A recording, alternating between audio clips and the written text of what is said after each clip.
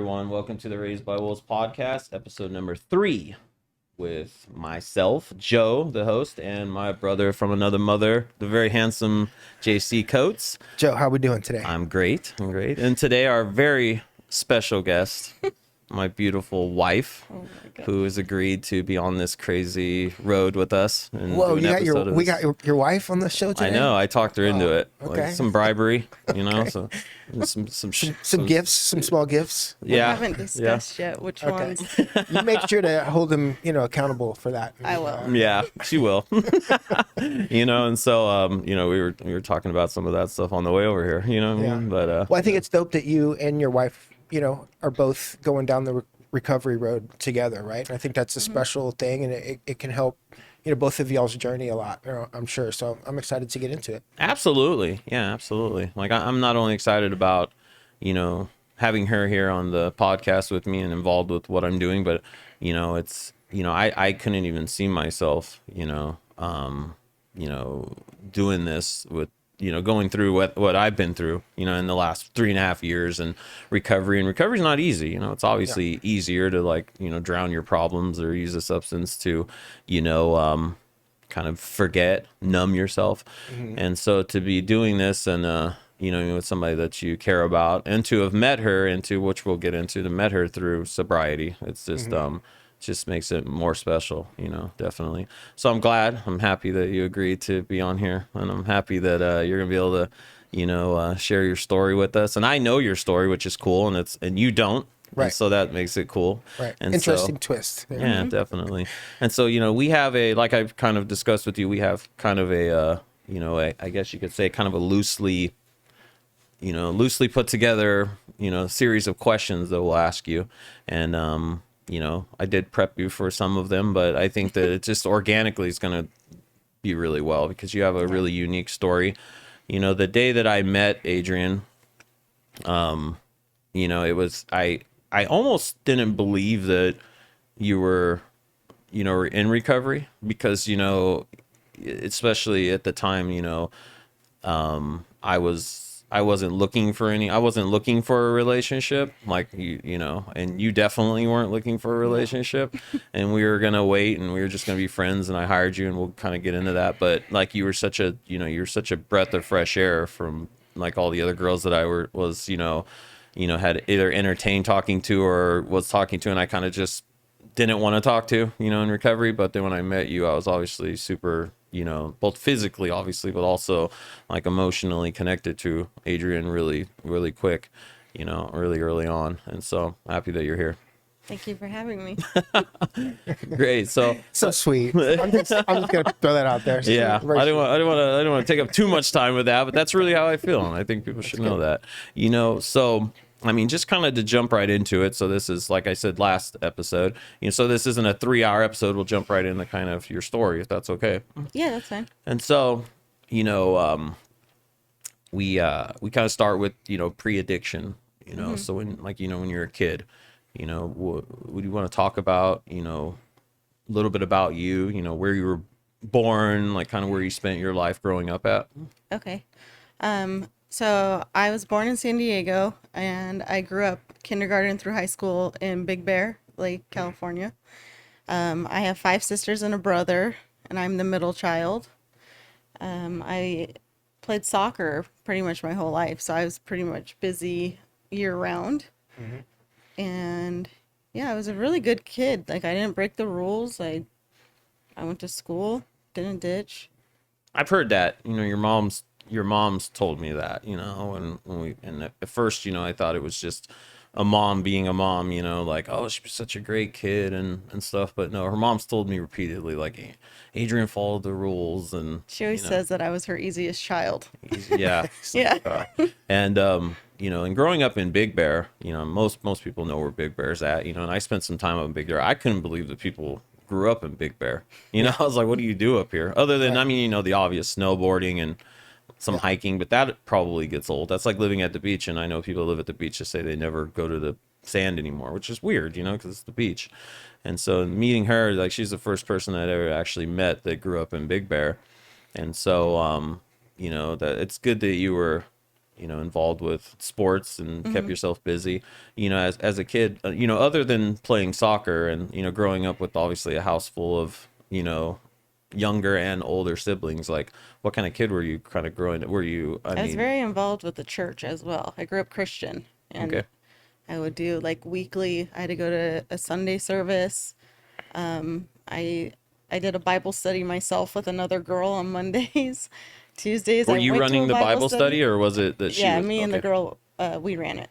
Oh, And okay. then Thursday nights, I think it was, we had like just a night that all the kids would go to the church and we would just kind of have fun and have snacks and I don't know, just hang out, I guess. Were you Like a- happy doing all that stuff? Yeah, Yeah. I was. I had a really, I enjoyed it a lot actually. Yeah. It sounds I pretty didn't know awesome, anything actually. other Yeah. though Sure. as well. Okay. Yeah. Would you feel like you were pretty much you were overall a happy kid growing up? Yeah, absolutely. Yeah. That's that a lot of people can't even say that. You know what I mean? That because there's a lot of turmoil in a lot of houses, and that at least you had that going for you. And so at what part of your, I guess, childhood or adolescence were you first introduced to alcohol and drugs? Not that you did them, but like at what part of growing up did you realize, okay, well, drinking is a mind altering thing, or drinking something that adults do, so it could be something different, or drugs, or did you see that at all at home? Any of that? As far as drugs, I never had any talks like regarding what, I mean, like for the most part from school, hearing other kids or whatever talk about it, you kind of knew what was really bad and what wasn't. But I didn't really see anything. I think my older siblings maybe tried pot here and there, and there was like a huge fight, but was too young to care. And as far as drinking, my mom didn't drink. My dad, because of his work, he couldn't either. So I think I saw him have like maybe 2 beers a year. Yeah, and I knew getting drunk was bad, but I think it was more of like church. It's That like, was why. yeah. Right? It was like Jesus doesn't want me to drink yeah. type stuff. Yeah. Mm-hmm. Yeah. So when, because a lot of people like myself, I mean, our stories are completely different, but Yeah. like with me, I saw kids pretty actively smoking weed and drinking at like 19 I was years old. ditching school and smoking pot and all that. Yeah. You know what I mean? It's But- like, yeah, it's like I wasn't even allowed to hang out with boys, like Yeah. even at a house. Like if their parents were there and like there was a boy there, I wasn't allowed to go over. Yeah, so the weed and the booze were definitely out of the question. Yeah. The boys were, and so so really at like what point, because it's not that you were exposed really exposed to like drinking or I drugs. feel like or I was weed. very naive to all of it. Yeah. I wasn't. That's interesting, right? Yeah, like just really. I can relate to that. Like not realizing it could be what it could be. Yeah, like I never Does that make thought sense? into it. Yeah. Like I kind of just knew, and then I was very sheltered, and so I didn't know much. I just know like it was a no. Yeah. Yeah. Was there ever at any time even just a vague conversation with your parents or anyone No, older not talking that I about not remember doing? Okay. It was just kind of given, right? Like Yeah. we don't do that. And like it doesn't really take place, so it's kind of like out of sight, out of mind type. Yeah, like later in life, like maybe when I was in high school, I had an older sister that kind of struggled with substance abuse, and she went in and out of rehab, and so I kind of like knew from watching her. But again, I didn't know in depth of what the drug really did to you, or it was just like I knew because of the fights going on that I didn't want to be part of that. Sure. And so even though she had her struggles, it was still not really a conversation. It was more of like, okay, that's her struggles, and so okay, that's interesting. That's different, because I would think that every household's different, you know what I mean, and that would be a big reason to have a conversation with the rest of your kids, for I that didn't reason. understand it really, but watching, I like now knowing what I know and looking at the situation, then I would look at her and be like, I don't understand how she could do that and like could like leave kids like the whole situation without going and talking about her story, but Yeah. I just didn't understand it, and then I think I topped her with my own story. So Yeah, it's funny how that works Yeah. out. Which begs the question, right? I mean, we're here today, You know, like when was the first time you were exposed, or when did you try alcohol or drugs for the first time? There was one incident, I think at the very end of high school. I got drunk, but I didn't even know what a gin was. And this girl I was hanging out with, she would steal it from her grandma and then put the water back in the jug. And then because the girls I were with, they would take shots and then chase it with Gatorade. So I did that. Yeah. But I blacked out, and then I like went home convinced I had the flu. I didn't even know that was You a don't hangover. remember like what that felt like, or having like memories of like, you know, I can remember the feeling of the first time I drank. Other It than- felt like cool for a little bit, but I Okay. got so hammered so fast that I just remember being in the bathroom and then blacking out, and then I'd had to get picked up. And then, so the outcome of like your experience with that, did you like land in a certain place? Like, oh, I can't wait to do that again, or man, that was horrible, I'll never I do thought that I again. never wanted to do it again because Okay. of how I think felt. that's generally the first time you get drunk or do something. You have that great, you know, first 2 hours or whatever, and then like, you know, later you're like, I'm never doing this again. And then obviously as you continue drinking throughout life, you have those conversations with God and the toilet bowl a lot, you know. And so, you know, and then after that, like when so that was the first time that you'd experienced drugs or alcohol. After that, like what's your first, you know, your next memory of like trying anything, drugs, alcohol, anything? It'd probably be when my ex and I got together when I was 18, pushing 19.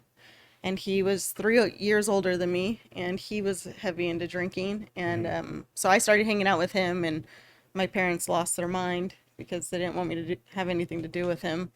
But at that point, I was old enough to move out. So I made the decision to leave and move in with my sister so I could spend time with him. And then over maybe like within the first year, I kind of didn't really drink with him very often because I didn't like the way it really made me feel. But then by the age of 20, I probably was getting drunk on the regular with him. Yeah. You know, and that's pretty common, wouldn't you think? That if like, you know, drug use and alcohol use, Yeah, if especially with alcohol, yeah. everyone gets drunk. Right? Yeah. Like especially in the early 20s, like not everyone, but it is very It's common. promoted. You know, It's yeah. promoted. He used Yeah. to like hold my hand and walk me in the bar underage. Nobody would say anything because he was a regular. So I got to experience that young too, I guess. Well, Aw, not sort of young. Yeah. Oh, the old walk the underage girl in the bar routine. Yeah, sounds like a good guy. Sounds like an awesome dude. It gets better. No. Yeah, it gets better. We have an hour. And so, you know, and this is the cool part of that this again, you know, it's because I know this story, and it is a unique story. Like when I first met her, I actually, you know, I actually thought it was kind of bullshit, you know what I mean? And then I actually got to know it, not bullshit in a bad way, but I was like, man, this is probably over exaggerating a little bit. But now I've gotten to know her family. I've heard all these stories from other people now. So now, and then it's like, you're like, wow, because she's such an, you know, an amazing person, and that's not her anymore, you know. So the story does get a little bit I better, don't and I'm think glad you're here. anybody saw me ever going down that path. Well, I'm glad you're here along for the ride today, Yeah, JC. let's get on the path. Yeah, Okay. so Pat, and so let's skip a little bit ahead. So you're with your ex, and the precursor to this is I know this ex, and like, and he's an amazing human being today. Yeah, so, today you know, we're both sober and we get Yeah. along great and we co-parent great, and Yeah. I don't want to like bash him on all here. So yeah. You know, we all have our shit, you know. So Yeah. but so let's fast forward a little bit, you know. So you're drinking underage, you're getting walked into the bar, you know, you're hanging out with your ex, and so you know, give us kind of a description on what the next couple years look like from the point when you're like drinking on a regular basis, you know, at 20 years old, and just give us, you know, what in your opinion, you know, I mean, if you had a 5-second short film made about your life between the ages of when you started drinking, the time you started drinking, to, you know, when things started getting, you know, I mean, maybe even just with the drinking, you know, I mean, and then the next part of control. drugs, out of Yeah. control, what that kind of looks like, you know, what your life started looking like. okay, so the next 5 years is probably a blur. By 21, I was going to the bar all the time with him, and like he used to do cocaine, and then I turned it down for a long time because I was too scared to try anything. And then eventually just watching everybody else do it, I kind of caved. And I think a lot of it had to do with he and I broke up and got back together so much that I don't know. Like, it was just, I thought that every time he came back, like, I wasn't really taught on dating either. So I thought, okay, like, now he knows we're gonna fix this and we're gonna live happily ever after. And then yeah, but it wasn't like that. Yeah. So then I joined in on doing cocaine, and I probably did it for, I don't know. Like Was that when you were only drinking, or was cocaine just a normal thing, like at home? No, only if I got drunk, and it was only if I got hammered where, like, I needed it to pull me back. Yeah. In the beginning. And then, but like every time, like, say, like, by the time you eventually go to sleep and wake up, if I had any extra, I was so grossed out with it and myself that I would flush it. But then sure enough, the next time I got hammered, it eventually turned into, like, I fixated on finding it. Sound familiar? Oh yeah. Yeah. It's kind of like Because then I could party for 2 days. yeah, but it's also like, you know, you're going against like what you think is right. You know Yeah. what I mean? Like when you would wake up, you're like, this isn't right, and you throw it away. Yeah, and I right? would hate But myself. then you started to participate in behavior that was like, you know, I understand that this isn't right, but I'm going to do it anyway. Yeah. Well, know? I used to eat myself alive about it. And then there was one time he had said to me, he's like, did you hurt anyone? It's like, no. He's like, then why are you eating yourself alive? And then that kind of justified for me, like, well, you're right. Like, I'm not doing anything wrong but other to myself, really. So, Interesting. yeah, like, I'm not I'm not robbing places. I'm not. Right. So you started to learn how to justify the behavior that Yeah. you initially didn't think was the It was right like, thing if to you do. have it under control, it's okay. Yeah. But Yeah, it's funny how I think almost, if not all, addictions start like that, right? It's all in the mind. It's all you in the know, mind, In the beginning. and it's like, I can control this. Yeah. Like I just, we were just leaving the hotel earlier today. And I was talking. I don't even know how it got brought up, and I said, like, sometimes I still romanticize about, like, I could probably control drinking, probably. But why the hell would I go through 3.5 years of sobriety, getting myself into shape, finding someone sober, having a sober company, doing a sober podcast, just for the idea, and then just screwing everything up because I might be able to control something that I couldn't control before. But the brain is a fucking crazy thing. it's a trip. Fucking crazy thing. We think we're everyone has an ego when you think about it that way, especially addicts. You know what I mean? And that's what's kept all three of us addicts for as long as we did. But not to sidebar too much, but I think that obviously your story is both influential to other people, but that's how everybody thinks. Well, and then addicts that get together tend to have that same conversation. It's that, don't worry about it. Oh yeah. You're not hurting anybody. Just Yeah. do this crack. I mean, or whatever. Crack might be different. You might, but. And that's what sent us down the rabbit hole with that new hole. that new behavior, right? Yeah, that we exactly. didn't participate in before. Yeah. Yeah. So was that like a domino effect? Did it get worse? Did you start to make different constellations for new worse I was behavior? a functioning one. Like, Okay. I didn't lose my job. I would get my shifts covered if I needed to. And if I didn't, I'd show up and I would work it. And then I'd be dying by the end. And then I'd just re-drink to hair of the dog. And then before you know it, I'm looking for it again. Yeah. And at this time, are you still living in Big Bear? Oh, no. I moved from Big Bear to Hollywood for a year, and I was, like, clean then. And then eventually it started when I moved to San Diego, and I lived there for about 5 to 6 years. And that's where it was pretty heavy. Awesome. And so, so you're drinking, with your ex, you're doing blow. And it was stay with up. most of my coworkers, all the girls I worked with. Like, Okay. that's what I think helped. And what were you doing for work where you were surrounded by, coworkers that I was a waitress, and a cocktail waitress at a rurestaurant on the water in Oceanside. Got it. Yeah. That's where the blow's at. That is where it That's is. where the blow's Yeah. at. Oh. So, It's true. but so This is years ago. yeah, no, it's still there. It's restaurants, Still there. food, like Yeah. back of the house, There's We weren't doing it at work, though. You weren't going in the bathroom, and No. No? I heard about other girls doing that, but I couldn't do it. that's where you drew the line. Well, yeah, because, like, I couldn't drink toilet bumps. and work Ew. That's at the clubs at night. Yeah, right. So, But yeah, the girls, like a couple of them would drink during their shift, but I couldn't do that. Like I don't know, I would have to sweat it out. I couldn't function doing it all. So you talk about being, a functional addict, alcoholic. When did it start to, when did you start to lose some of the functionality, or did you ever?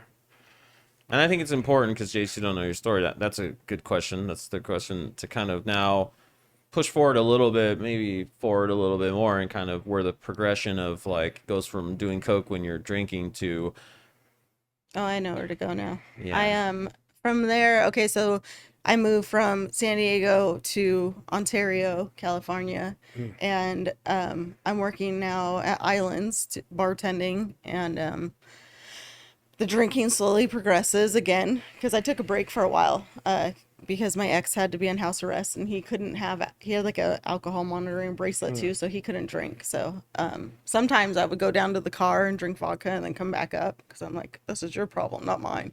Right. And then fast forward, I met somebody. It was actually my manager that introduced me to somebody to buy blow that from Islands. And I started to do it with him for a little bit, and I took a trip to Catalina the next day after I had been up all night. I was so sick, and when I went back home, I was still so sick, and I took a pregnancy test, and I found out I was pregnant. So from that, I stopped, and I didn't.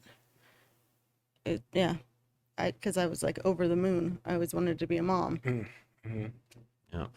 And so again, because I know this, like during the pregnancy you're obviously clean. Like you're not there's no blow. No. There's no drinking, I had like an occasional glass of wine at like holiday get-togethers or whatever. Yeah. If I was gonna get wild, I had two. But Yeah. And so this is where the story gets interesting, in my opinion. Like, is that so? So you have your, you have your first, born, which obviously I know very well. It's my wonderful stepson, and so yeah, bonus child. yeah, and so there's you shout out to P Dog. So, but there's so after you give birth. And so kind of tell us about like what's going on kind of in your life at that point. Like, how's the home life? How's the drinking? Like the blow, things. Blow's been cut out at this point.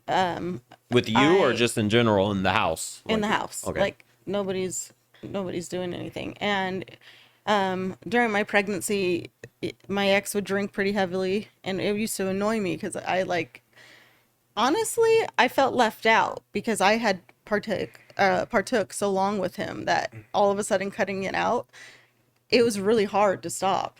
And but I knew like obviously this is more important, so I stopped. But then I just lost my train of thought. Yeah. Well, it was. But then after your child was born. Oh, no, about 3 months in, I found an email accidentally. Like I wasn't even looking for anything, but I found an email about like him doing something outside of our relationship, and I had like questioned him, and then I asked and he said no, and I believed him. So then I wrote out the pregnancy, obviously had the baby, and then after the baby was there, he like started to drink excessively. Like I think it was too much for him. His dad was also sick with cancer at the same time and barely lived long enough to meet him at the time. So it was like a lot of new adjustments. And he also was like a manager of his dad's business. So he had a lot on his shoulders because he had to fill in for his dad while he was sick. And then I started to drink again with him. But I was a stay-at-home mom, so I like played with the baby. And I stayed sober during the day. It was once he went down at night, we'd get trash. I'd wake up hungover every morning, but still I would do what I needed to do. Then somewhere along the line, we thought it was a great idea to have a second. So my kids are 15 months apart. He was 9 months old when I found out I was pregnant again. And I was legit mad because it took 6 months with the first one to get pregnant and less than a month of trying with the second. So I was like, I didn't even get a chance to like enjoy a little bit more drinking with you. Even Again, though that's like, what we wanted. Crazy how the mind works. Yeah. It was ridiculous. I didn't even get to not be pregnant, right? Yeah. I was like, I was just pregnant. I mean, I got some empathy there, you know. Yeah. Yeah. Now, was the drinking at home, obviously with you, you know, you didn't drink during the second pregnancy. And Just the occasional wine at like the family get-togethers or whatever. yeah, so you stayed good. And in the house, was he still drinking a lot at home? Yeah. Okay. He would Was it like a fly. daily thing? Like Yeah, pretty oh, much- yeah. Yeah. Whiskey, beer, just Yep. was the blow reintroduced into the equation at all, or Not that I was aware of. yeah.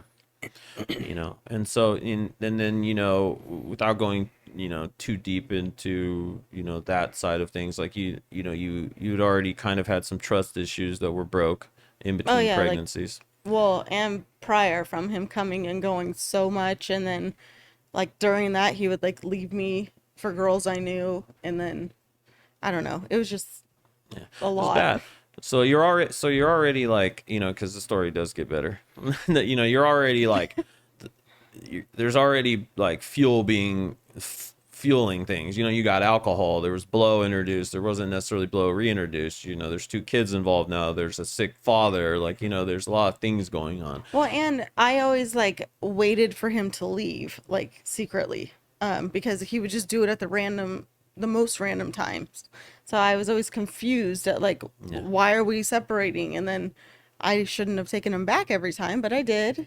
And then, I don't know, like I told her when we first got together, I said, you know, you'll probably have these type of trust issues the rest of your life, but I'm not going anywhere. And you know, case in point, like I met her in the 3-month anniversary after meeting her, we got married, and I was like, you want to see how serious I am? Let's get married. We got married like Jimmy.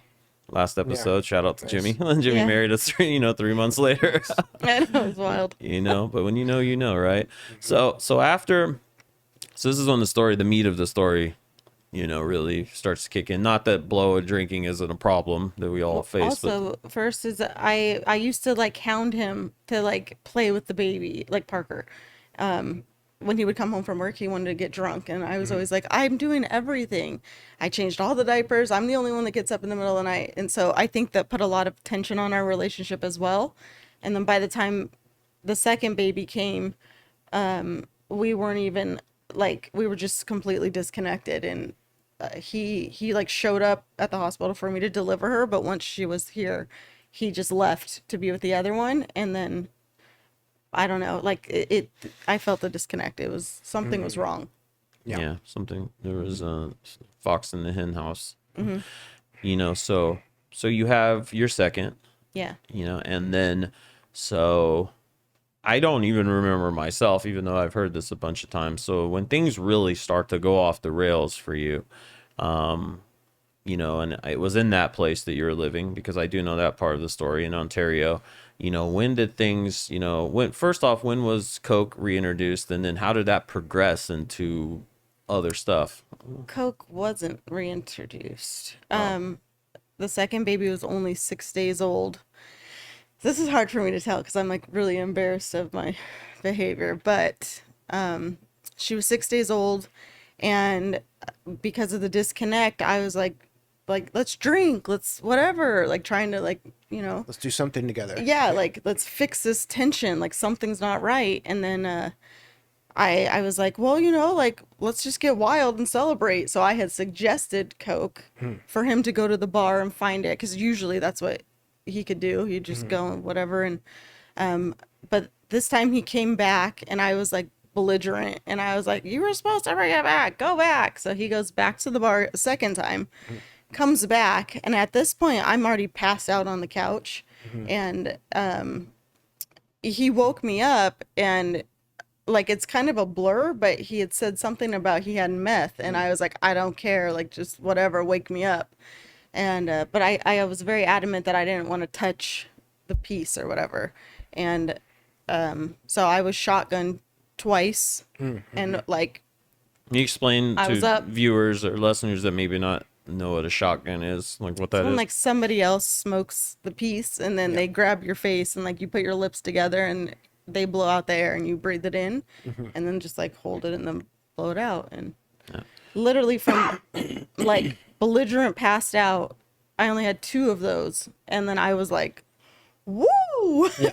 You're awake. Yeah. I'm like, what is this? Yeah, right. Yeah, and then you said, I think this was the time you said that you were up for like a long time, just with just that shotgunning, right? You were up for a like long time. that whole night up to the next night, and like half of that night even. And Wow. yeah. So for So an how did you- addict with an addict's brain, you've just now unleashed shit. Mind you, what I'm saying? Because that's I've still not, if you told me I was an addict, I'd be like, I'm not an addict. Don't tell me what I am. And then that experience, that 3 days being up, how did that feel? And how do you, how did that being high like that and getting altered, what did that mean to you afterwards?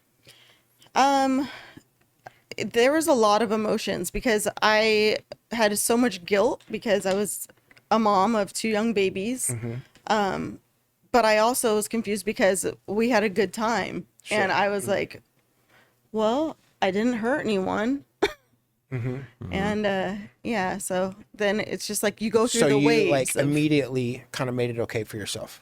yeah, because if not, I would eat myself alive, and I like couldn't handle that like feeling. yeah. But the crazy part too is that even when like you come down and sleep, oh wait, well, anyways, when you come down and sleep, I lost my train of thought again because I was gonna backtrack to say I did use blow with Parker in between the kids because that was another fight.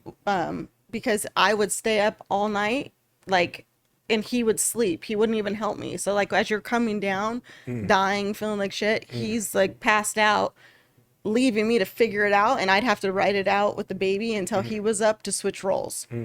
So yeah, I forgot about that. It's tough. And so now you're introduced to meth, and then how long did it take for you from those shotguns and then kind of walk us through like from the first time that you were like introduced to meth to where it was like became like pretty normal thing? Real like another side note is when you use the meth and then when you come down, you don't really come down. Like when I would come down from cocaine, I wanted to die and I hated myself and like it was horrible. But coming down from meth, by the time you fall asleep and wake up, you feel fine. You barely have to take any and you're up twice as long. And so like it was kind of like I like this was better. Yeah. Yeah. And it gets out of your system faster. So I thought, oh, that's great too. Like just in case. And it's cheaper. Yeah. Yeah. Yeah. So then there's that. So 6 days was the first one. We did it on and off maybe for like the next 2 weeks to a month. And then after that, it was pretty much, we started doing it every day. Just off to the races. Yeah, because we were fighting and like it just went downhill from there. And by the time I hit 4 months with my daughter, we were separated and I was like just losing my shit. Yeah. And so, so you're doing meth, and at this point, you guys, any interactions that you really had, and you've said this, and I hope you don't mind me bringing this up, is that the only time that you felt, because you still had a strong connection to your ex at this time, you felt like a Yeah, lot because of we're time. at like 9 years together at this point. Yeah, and so the only time you guys really had a connection was when you guys were Drugs and using alcohol. drugs and Yeah. alcohol at this I time. mean, we're great sober too, but I think because we both can hang the same amount, like I think maybe my tolerance was higher than other girls, or I knew how to balance it better. I don't know, but And so you're so you're using meth, and then again, because I know the story and I don't know which direction you want to go right into, but there comes a time where you're separated from your ex. You're there primarily or all the time actually with the yeah, kids. I'm a stay-at-home mom at this point, so I don't leave the house like at all because they're so little. It's a mission to do anything with 2 babies that small. And you're still So, doing meth every day. yeah. Yeah. And in my head, I thought like because I was so alert and I could get to both and I could clean and so I thought like it was beneficial. I Sure. didn't think, Yeah. Super mom. yeah. super mom. And so, And I thought the more I could get done, the happier, like he would eventually see how hard I'm trying. yeah. And then because I fixated on making sure things were always right between us. Like I always had anxiety about it. And I remember there was a time his brother got divorced and their baby was crying over the parents. And he was like, I was pregnant too with the first. And he said, our kid will never have to deal with that. And that was the first time out of 8 years that I was like, he's finally going to stay. He's going to stay. And so I let my guard completely down. So when he left me, mind you, we're still living together. I didn't even know how to process. Also because both kids he asked me for. They were not like accidents or surprises. We tried because he wanted them. No, it's interesting, and we don't have enough time to cover it all. Obviously, we've been married a year and a half, and I know a lot of these stories during this time too. And it's important for our listeners and viewers to know, and for you to just know, because we're all friends, and is that I've heard a lot of crazy ass stories that's happened during this time when they're still living together but they're separated. Just the way that an addict's, they have made movies about shit like this. The shit that's going on in their house at this point. Yeah. It's like, I grew up that way, so it was like almost triggering not in a way I'm gonna go use, but in a way like, damn, it took me back to like my parents, like shit that was going on in my house. Like she tells a story about like him, like, and again, like, I'm not gonna bash this guy either because I'm actually friends with him now. You know what I mean? Like, we've done work together and we've done some things. But the crazy thing is, so I don't even see this guy as this guy. You know what I mean? But he's like nailing doors shut in the house so she can't get into the room. Different screws. So I didn't know that was a thing. I thought it was just one screwdriver worked for all of them. So I found out that's not true. Okay. So I should backtrack after this bit. So I took a machete and I wedged it in and I cracked the door open and I like barged through. She like pepper sprays in the house. You're gonna keep me out, like. So the house goes from like this, like, with all intentions, right? You're having 2 kids, they're planned. You think you're super mom because you're on meth, like, which is just a crazy statement in itself. To where now like the shit that's going on in this house at this point is like shit that like it's like sad decline of a drug. Well, and after he said he didn't want to be together, he kind of just like shut me out. So even though we lived together, he came and went as he pleased. He refused to talk to me. And when people say like the rug was pulled out from under you, I kept saying like my world was pulled out because I didn't know how to go on.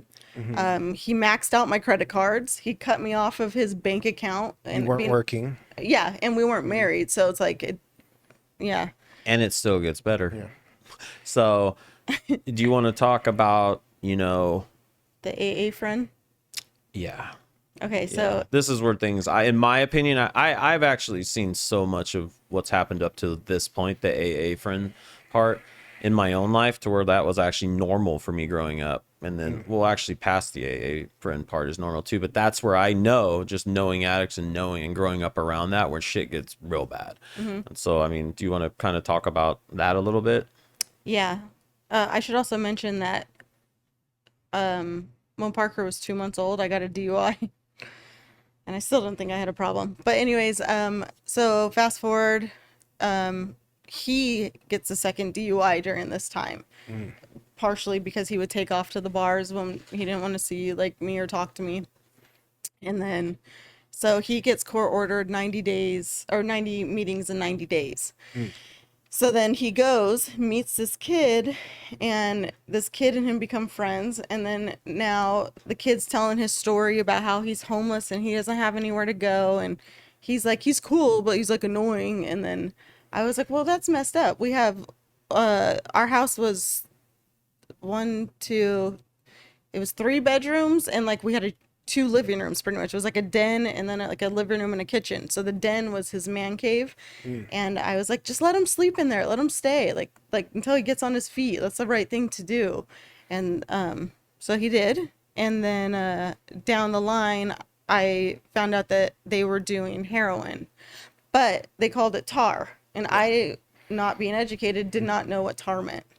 And my first encounter with it was I was cleaning. Here I go cleaning. And then I found his stash on an accident when I wasn't even looking.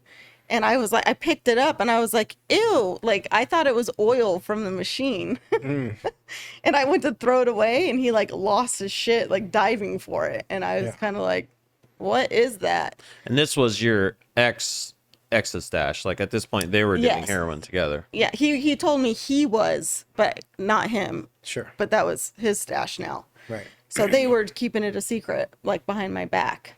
Yeah. And then, so then I start seeing him smoke it on a piece of foil. And so then I'm like, well, I want to try it. So then I start smoking it on a piece of foil. Again, still, I don't think I have an issue or a problem with anything. And you're doing meth at this point a lot. Yeah, I was daily smoking meth. And yeah, so I start smoking also heroin, tar, not knowing. And a few days go by and I got like really sick. And so I went and laid in the bed. I didn't smoke. I didn't nothing. And I was like, I have the worst flu ever. And then he was like, no, you're coming down. Like, you need more. And I was like, you're an idiot. No, I have the flu. I wrote it out for like 2 days. I still was miserable. And then I was like, maybe he's right. If I just smoke a little bit more, I'll feel better. And just like that, I was better. Yeah. So I was like, okay, that's crazy. Still didn't think I had a problem. Then, fast forward a little bit more. Eventually I caught them both slamming it. I lost my shit. Yeah. And then before you know it, they talked me into trying it that way. And the first couple times I did it, I was so sick, puking and like couldn't get up. I couldn't even lift like my head up. Like it was, and yeah, I hated it. I hated it. So I have no idea how it got to the extent it got. And like hearing that for me, again, because I know her and how like, I wouldn't say wholesome, but you know what I mean? Like what kind of person she is now and how much she cares about, you know, doing the right thing. Like balancing me out even sometimes where I want to like kill people, you know what I mean? Like, you know, and then she's, you know, she's such, it's like even hearing that is tough for me because when I first met her and then I kind of heard this story, it's like, come on, like, you know what I mean? Because it's interesting to listen to the cascade of consolations that you made, right? Like, you know, you started from, you know, doing Bible study at Big Bear, right? Yeah. Just getting home from soccer practice, right? To, you know, to drinking, to doing cocaine, to doing meth, to doing heroin, right? And so it's like, you know, it's like a pattern, right? That you're participating in, and you're just making these new deals with yourself, essentially, right? Yeah. Do you know what was really like motivating these new choices that you were making for yourself? Do you think it was surrounded like your relationship, or what do you think it was? 100% around the relationship, because he was giving me the cold shoulder, and that was the only interaction I would get. So I fixated on like smoking as much as I could with him, or he was really adamant he didn't want me to touch heroin, but I was like, if you don't give me some, I'm gonna tell your parents. And so I kind of forced it on him, and then he was not nice to me at all, like at all. Yeah. So do you think you felt I got a reaction. I want to dig in here a little bit more. So do you think you just didn't feel like you know, like you were good enough or you could stand on your own, like you needed to be in that relationship, and it was kind of like everything for you? Yeah, like I didn't know how to be without him. I didn't know how to be by myself. I didn't know how to raise 2 babies. I was already stuck with the DUI, so no license at the time, and no money, no job. We had to be out of that house soon, and I had no idea where we were going. And him hating the fact that I had joined him, and my twisted way of thinking, I thought if I could convince him that, like, show him how bad this is, if he could only stop, I would stop, and then we could fix this whole thing. Because I was convinced that it was the drugs making him not want to be with me. Yeah, interesting. Yeah, so, you know, so at a certain point, you know, obviously now you're smoking heroin, you obviously start shooting heroin at that point, and you're doing meth. And again, because I know your story, like, so you're basically doing heroin, and then, you know, to chill out, and when you want to be a little bit more alert, whether it's with the kids or something. Yeah, like if you smoke too much meth and like, then I Do a little would smoke, heroin to come down. And if I got too low, I'd smoke to come back up, like all day long, every day. So, And so there were some crazy moments that I know about that kind of happened where, like, at a certain point, because you weren't injecting yourself, you weren't. he wouldn't let me. Yeah, and then you left, and then he left one time. That's a crazy Yeah. story. He wouldn't teach me how to make it. I had to ask too. I was like, "How do you like? Will you show me?" And he's like, "No," because again, he didn't want me to. But he was like, "Figure it out. Google it." I was like, "I'm not gonna Google it. The government's gonna look at my phone and know I'm messing up." Might have been something to do with the meth. Yeah. And, But you figured it out. well, so he would, because at the time too, I would smoke it more than I injected, and every once in a while he would give it to me that way. Okay. It was kind of like The whenever meth or he the heroin chose. or both? No, I smoked the meth and I smoked the heroin, and then every blue moon, if he was like feeling like fine, you can have one. Yeah. Then he would give it to me that way. Eventually, it was only that way, and he would leave like all the time, and I would be at the house, and we had moved at this point to the desert. He would take off to go do whatever, to like find money, sell things, whatever, to get his next fix from his dude, and I would have to, like, I'd be really sick a lot of the time because I'd be waiting for him and he wouldn't come back for like hours. I'd be like miserable. Well, this one time I'm like waiting and waiting and waiting and waiting, and he just doesn't come back. And when I finally got a hold of him, all he said was figure it out, and hung up on me. And I was like, what the hell? Because I didn't know how to make it other than what I watched him do, and I had never mainlined it myself. So at this point I'm crying, and I was like, well, I have to figure it out because I'm dying right now. So I did what he would do in the spoon, and then when I put it in the needle, I honestly didn't even really know, like, you had to flick it to get the air out. So this is a crazy. recipe for disaster, obviously. I'm already waiting. The for needle's a yeah. disaster. The amount I didn't Sure, know that's what what I'm to worried about. drop. And then I'm sitting on my bathroom floor crying, and it's been over an hour, and I've poked my arm so many times, and I couldn't figure it out. And then finally I got it, and I was okay. So luckily. So you didn't overdose? No. Okay, that's good. Well, Yeah. yeah, interesting. Yeah, Yeah, and and then so now you know how to do it. Yes, but for like the next few weeks, I'd have to poke myself over and over and over again till I figured it out. And then in the end, you were willing obviously, to I do that. like one poke, and I could just like driving do it. Yeah. Yeah, and then this time you're still trying to the best of your abilities be a mother. Yeah. This time. Well, I should also point out that before we moved to this house, when he would like ignore me and stuff, I wanted to die. Like, and I had so much guilt that I had brought these babies into this world, and for them to be raised without a mother and an addict father, I was like, I have to push through for them. But if they weren't there, I would have purposely overdosed or purposely did something. Like, we had guns in the house and crossed my mind, and yeah. So Yeah.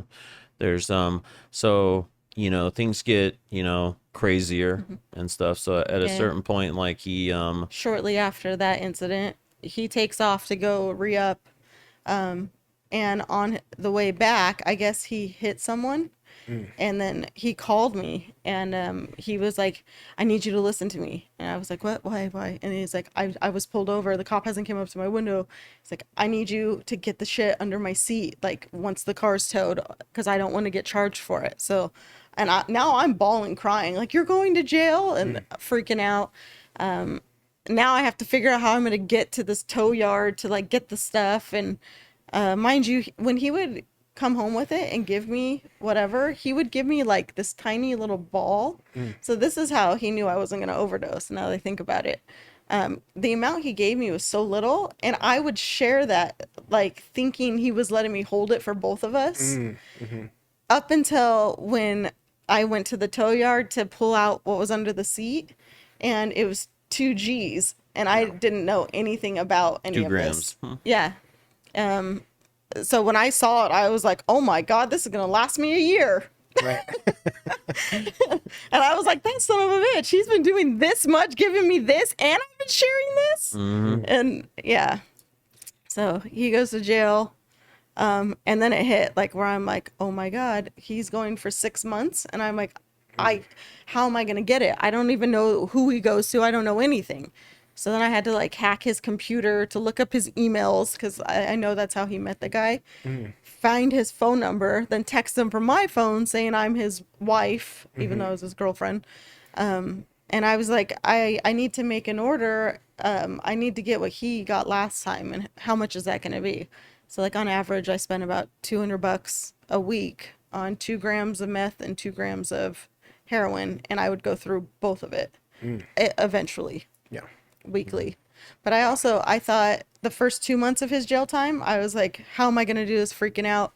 The next 2 months, I was like, I got this. This is a breeze, because I had now established a connection. Sure. I'm driving around like to go get it, or I even had him deliver it to me for an extra $10. So most of the time I didn't drive. He would come to me. And then the last 2 months, my body started to give out. Like my ankles were the size of grapefruits. And mind you, I was eating ice cream or sour candy or nothing for, I don't know, like 2.5 years straight at this point. Wow. Yeah. Or 2 years. And the last 2 months, I was so weak and defeated and didn't know if I can like hold out much longer. And the second he walked through the door, I heard his voice, and I like went to walk down the hallway, and before I even reached the living room, I collapsed because my body was just done. Yeah, it was like an adrenaline dump.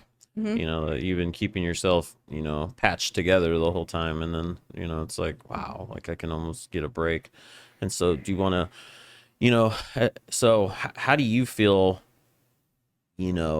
You were kind of holding it all together, like you're a mom, your motivation every day had to have been torn, that like, look, I have to take care of these kids. I also have to make sure that I'm not hiding sick. it, so I didn't want anybody to see like that I was using. I didn't think anyone noticed. That's ridiculous now looking back, but yeah. And so I was like, I just have to ride this out, and then when he's home, I can get clean. So. No. So you want to talk I didn't about want to get clean. But you didn't want to get going. You just thought I was terrified of like what I had to go through. Yeah. Because it was so physically painful. Yeah. But he gave me the ultimatum, either you get clean or I'm taking the kids. And I was like, I didn't want to, but I chose him over that. So I forced myself to do it, which brings me to binaural beats, which I think genuinely saved my life. Because the brain frequencies, I put those in, and I slept for 2 days straight, and my body didn't even move the position. I like woke up in the same position. You want to talk about binaural beats for a second? Because what we can do also, because I know that we want to incorporate that kind of in some of our programs and talk about that. We could later take this clip of you kind of explaining how you found binaural beats, like kind of what it did for you, like how you use them. Yeah, I was like panicking. I was telling him, like, I don't know how I'm gonna have to call an ambulance, Because of the withdrawals. Yeah, and I hadn't even started the withdrawals when I was freaking out.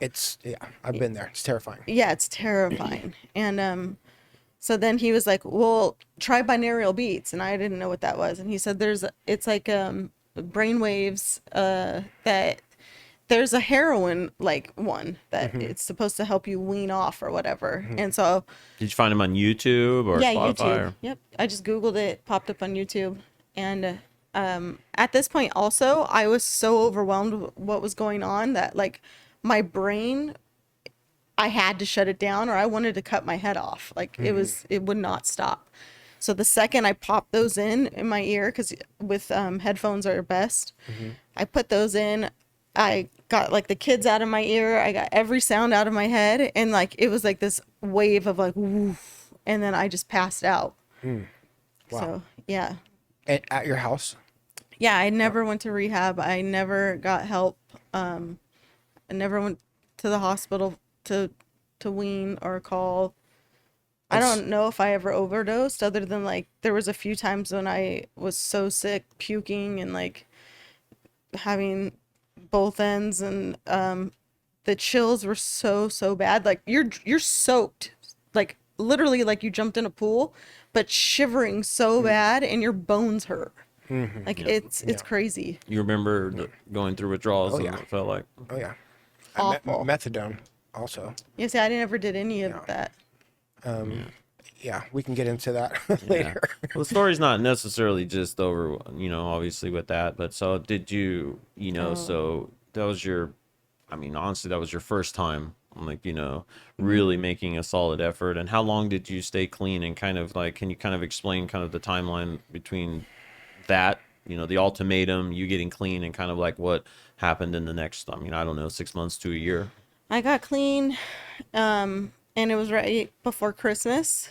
And so, like, he kind of, well, I should also mention the first night he came home, that very first night, when he gave me the ultimatum, he also slammed meth in his arm and was like, I want to try it again before I have to go on parole. Of course. Yeah. And then I had never slammed it, and that was my first time, and I like freaked out because I was just running around like, wah! And then he had to hold me on the couch, like petting me like a dog, really, to calm me down for like a good hour. And then yeah, so then after that was when I weaned myself off. I'm sober for about 2 weeks now, and I decide to go meet somebody down the street, like to hang out. And when I get there, he's smoking meth and he has heroin that he's slamming. And I'm like, God, I want that, because my body still hurts so bad. But I also chose him over it. So like as much as I wanted it, I was strong enough to turn it down.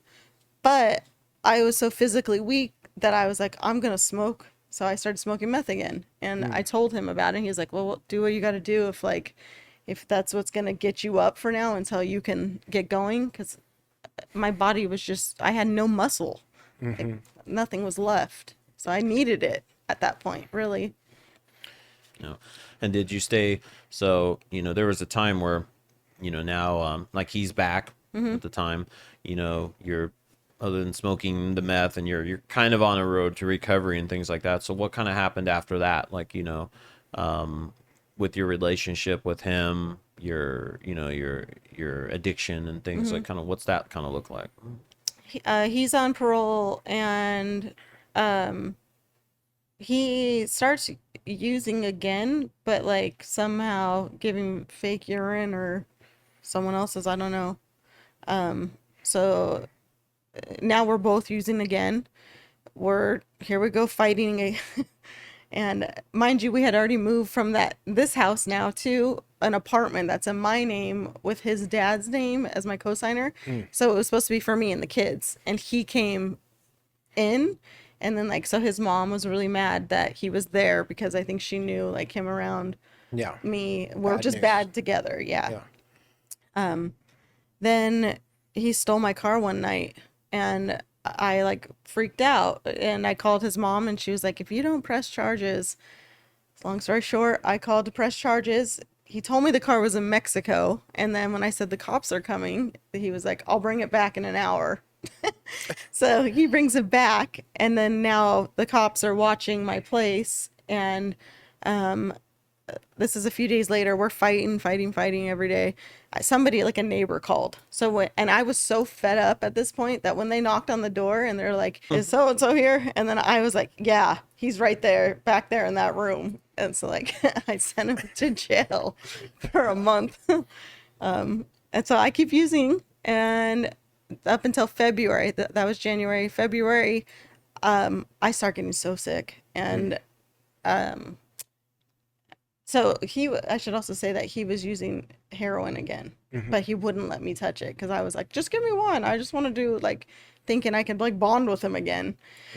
And so when he goes to jail, I find this little like fake Louis Vuitton wallet thing, but it had like brown glue. Are you smoking like- meth though? Yes. Again? Okay. Yes. So, because I think this part is kind of important to know, that you this is typical. What you're about to say, I know what you're trying to say. Like, it's important that the brain is now operating on meth psychosis kind of deal. Well, and I'm freaking out because he's in jail. It's my fault. His mom won't give me his information or give him my phone number to talk to me. Yeah. And also, she starts telling everybody I falsely accused him after she told me. Yeah. And so I'm smoking, like fixating on what to do, how to get out of this mess, how to get him home. Like, yeah. And then once he's gone, I think I worked myself up so much that I just was kind of like, screw this. Like, I know he's hiding heroin somewhere here. So I tore that wallet apart. And I thought the brown glue was heroin. And I also didn't care if it wasn't. So I was like, I put it on the spoon. I did what I did. And then I slammed that. And like maybe, I don't know, 6 to 12 hours later, I couldn't even pick my head up off the floor.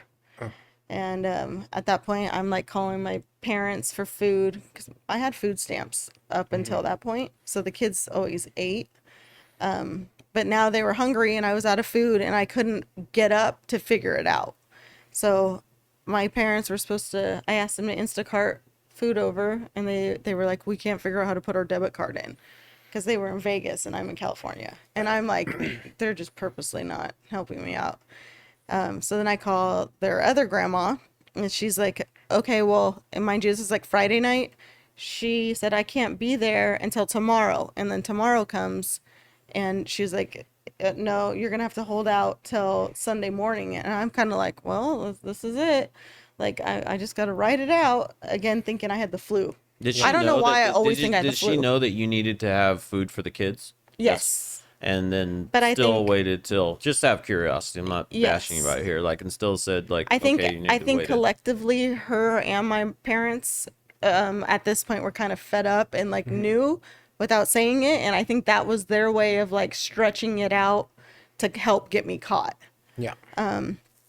So then they show up Sunday morning with McDonald's. Also, I only had like old spaghetti left and butter in the fridge. And so like by the time Saturday night comes around, like they're picking at the old spaghetti and I can't get up to like stop them. And then the next thing I see is like my daughter run by with a stick of butter, just taking bites. And I'm like, this is just so bad. Like what have you done? And yeah. So then the next morning comes again. I can't even get off I'm by the toilet with the shower running with my head on the floor, like bent over, and I can't get up.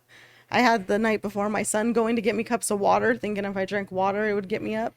And then the second I heard the door knock and my son could reach the lock, so he unlocked it and opened it, and I heard Grandma's voice.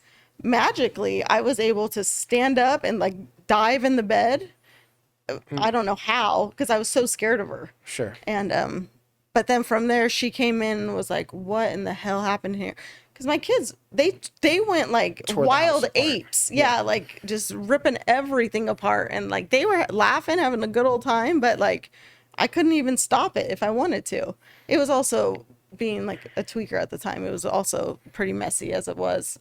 But they added to it for sure. And then she came in my room and then she was like, "Is this drug induced?" And I'm like, "Nope, I think it's the flu." And then she's like, "I'm calling 911." And then so an ambulance comes and start IVing me up, and they couldn't even IV me though. Right. No veins left. Yeah. So like, and I'm like coming in and out going like, give me the needle. I can get it. Yeah. Addict's famous last words. Hey, because it was hurting, and I'm like, if I do it, it's not gonna hurt, and I could get it. And so then you so you well tell us what happens. You end up going to the hospital, and then this is an important part of going to the hospital.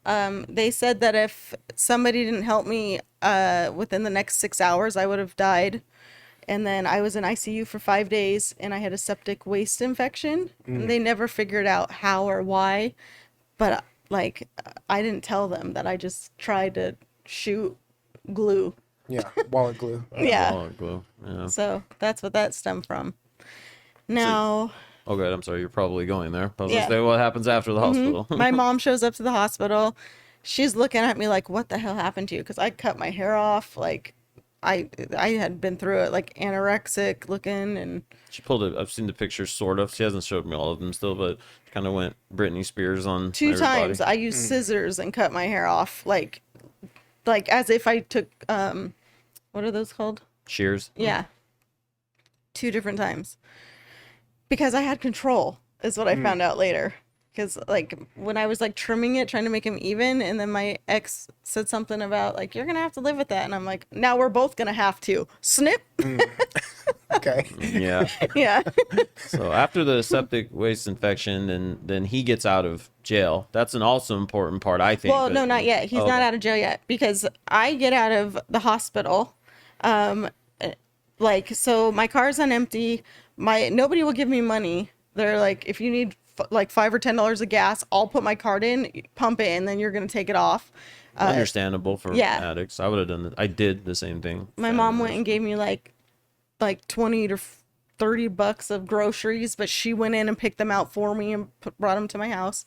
The other grandmother at this time had come into the hospital and had me sign guardianship papers, because she said if like they needed to go to the doctor, she needs to be able to take them without, because she's not the guardian. So I signed.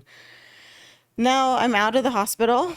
I'm not allowed to stay at the house with her. Oh no, I did stay at the house with her and the kids for a little bit, like for her to help her. So like, meaning, She was in control now. yeah. And even though she let me think I was in control, she had me watch them so she could go turn the court documents in. Little did I know, she had my parents involved, and so like they signed that she should have temporary custody.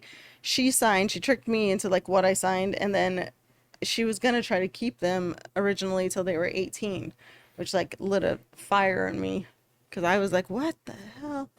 But so then Dad gets out of jail. I start going to AA for a while, because they were like, you need to go to rehab, you need to go to AA. So I agreed to do it, but Which I I never asked her at one point, did you go to AA and not NA? You know, because that was the problem. But of course, I think with the ignorance from the grandmother, probably thinking, well, AA, like you got to go to AA, which NA might have actually. I've never done to so. this day been to an NA meeting. I would like Yeah. to, I think honestly. lots of drug addicts do the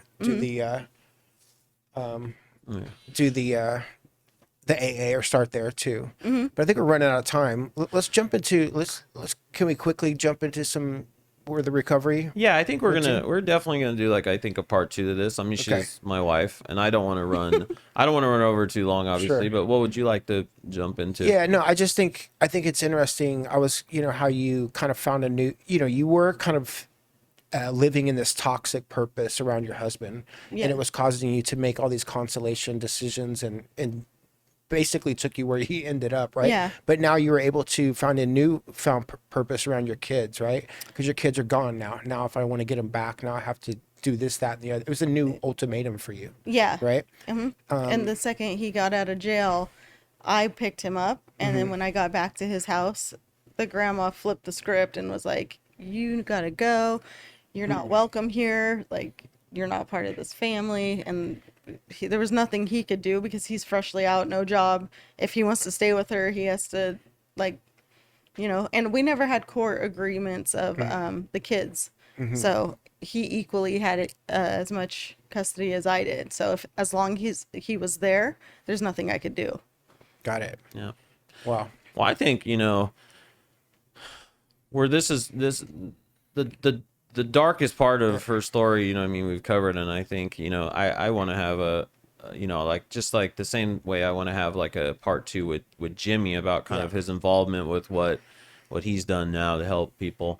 Like, I think with her being my wife and the special guest, I want to have a part 2, because there's so much more of the story about the empowering part of what she's done after recovery. It's a great place to take a pause too, because it's like a place where you've been stripped away from everything. Now you don't have your husband anymore, and now you're threatened to lose your kids, right? It's like you're basically And I end up in shelters. right.